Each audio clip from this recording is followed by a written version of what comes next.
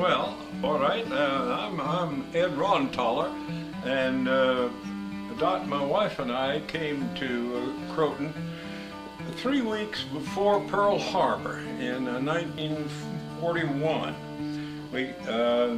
We were originally grew up together in Winston-Salem, North Carolina, and met each other at 9th grade high school. I'd been put back a year, flunked 9th grade, and that got me in her class, and it all came from a Christmas card that I sent her. So we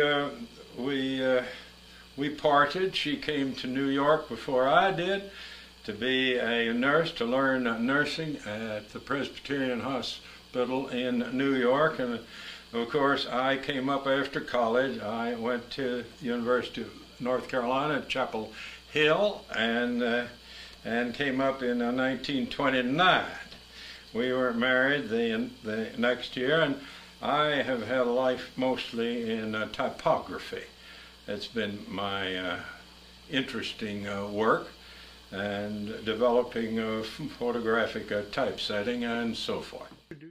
We lived first in Greenwich Village for a couple of years, and then we got robbed twice and decided that was enough of that, so we moved out to Bay Ridge, and then had 3 boys and came up here with them, and have lived on Nordica Drive ever since. Of course, we were on the Croton River all the time. Our oldest boy was just beginning school. Our children were 3 years apart. Ed was 6, and Dave was 3, and Tim was nothing. He wasn't even 1 when we came up here. So and they very much grew up on the river. And we knew Cornu, and he lived in the ferry house at the manor house. We knew him very early on, and he was a wonderful person. He's about 20 years older than I, and he seemed very old to me at that time. 56 years old, I think he was. And but he loved the river. His mother was Swiss, his dad French. He had there were 2 younger children. I guess a boy and a girl. I'm not sure about that. They lived in New York, down in lower New York, and one day, all of them, the 5 of them, were on a corner. And the dad walked away, and nobody ever saw him since then. He just left. His mother got a job in a hotel as a cleaner or a housekeeper or something like that. I don't know what.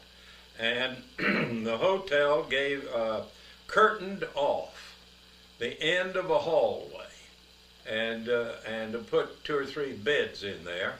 And that was where they lived. He was 13 years old, and the other children were younger. So he had to get a job. And he got a job in a house that does writing names on diplomas. Now there's a term for that. It's not calligraphy. He wasn't a calligrapher. He was, too bad, that's what happens when you get to be 93. At any rate, he was just the messenger there. But he watched the boys, the young men who were doing this, I'll call it calligraphy. I hate to call it that because that's the wrong word, and learned how to do it himself. And from these other fellows, he learned that the cheapest way to have the most fun was to canoe. They all had canoes at the various canoe clubs around New York, the Dyckman Street one and the Englewood Canoe Club, and there were others. So Theodore, that was his name, Theodore Cornu. Theodore, as he went along, finally got a little money together, and there was a hardware store that sold canoes, and they had a fire, and he got one of the somewhat damaged canoes for $25, and he kept this canoe down under a dock on the Hudson River downtown, and he could get in under there because there were loose planks under the dock, and nobody else was coming in there, so of course perfectly safe. And he kept his canoe under the dock and repaired it gradually, and then would go out canoeing. When he got enough money, he joined the Dyckman Street Canoe Club, and that's at 200th Street, and that was good. But later on, he changed to the Englewood Canoe Club, which was across the river on the west side of the Hudson, and he liked that better. And Egon Ottinger was also in the Englewood Canoe Club. And Egon Ottinger, who gave $800,000 to the library, the Croton Library, 3 or 4 years ago, was a great canoeist in his young days. He often won contests and so forth. I knew him, of course, and they were both, Cornu and Egon, were both good canoeists. Well, Cornu used to, in the summer, you see, he had never married, so he was independent and could do the things that interested him, he and another fella used to come up to the Croton River and camp alongside where Indian Brook goes into the Croton River. Now, you may not know where Indian Brook is, but if you went to the Van Cortlandt Manor Ferry House and went directly across the Croton River there, you would come to Indian Brook, which comes down from the Ossining side, from the Crotonville side. And they camped there for several summers. And they kept looking over, it was pretty wet camping there. And they kept looking over at the ferry house, which wasn't occupied then. And after 2 or 3 summers, they got up their courage and approached Miss Van Cortlandt to ask if they could camp on their near the ferry house. And she said, yes, if you'll keep everything neat. And of course, Cornu was very neat. There was no question about that. So they moved over there on high ground. And he said that was just wonderful. Things weren't wet and all the time, and they could really have a good time there. Well, after a couple of summers of that, his partner, whose name was Berger, his partner, I'm glad I remembered that because I'd lost that name for a long time. It just comes back to me, Berger. His wife was getting upset about him being away all summer long camping with Cornu, and she rebelled and said he had to quit and had to get a job. And as Cornu reported it to me, and this is absolutely true, Cornu said he got a job with a grocery store. And I visualized him getting some sort of a clerk job or maybe a manager of a grocery store, until some years later I read in a Fortune magazine that that Berger was the financial advisor for Huntington Hartford, and the grocery store was the A&P. So, but Cornu had he just got a job in the grocery store. Couldn't have any more fun.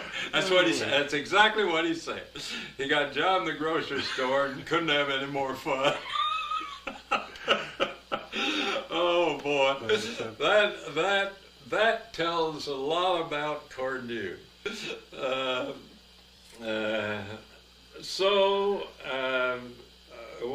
We kept our canoe down at the Cornu's, and Cornu built canoes, beautiful wooden canoes, all wood.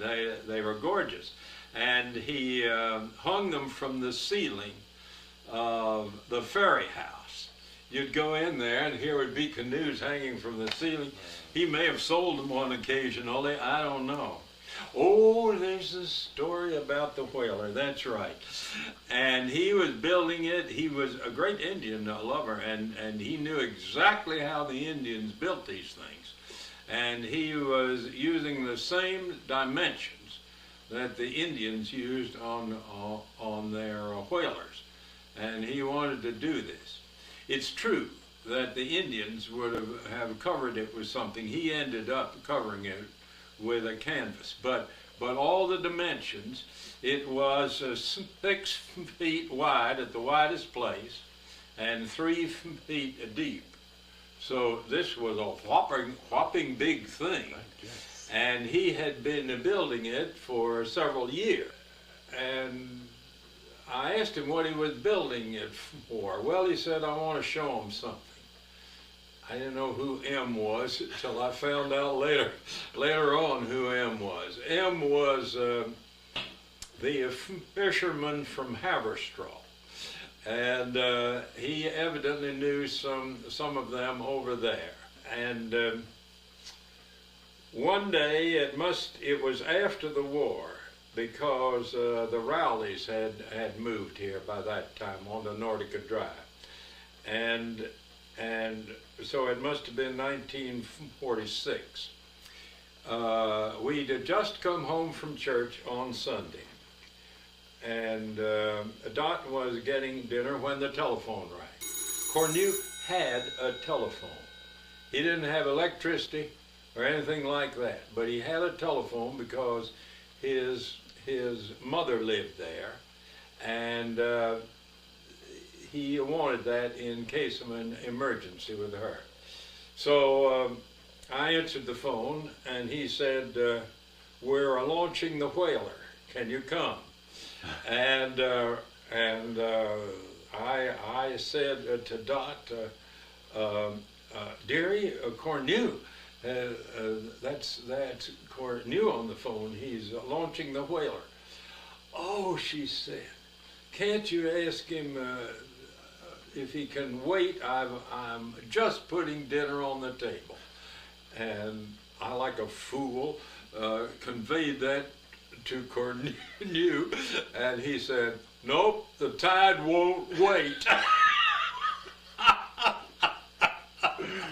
So we let the food go, and with the boys, we all went down, and I realized on the way that, look here, this is a great event. This is a terrific event for Croton. We've got to do something to celebrate it.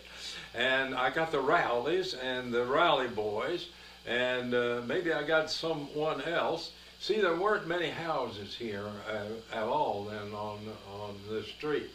And I got some others, and we went down, and by the time we got there, M, who were the fishermen from Haverstraw, and Cornu, had carried this thing from up on the hill down, and were about ready to slide it down the bank over the periwinkle there.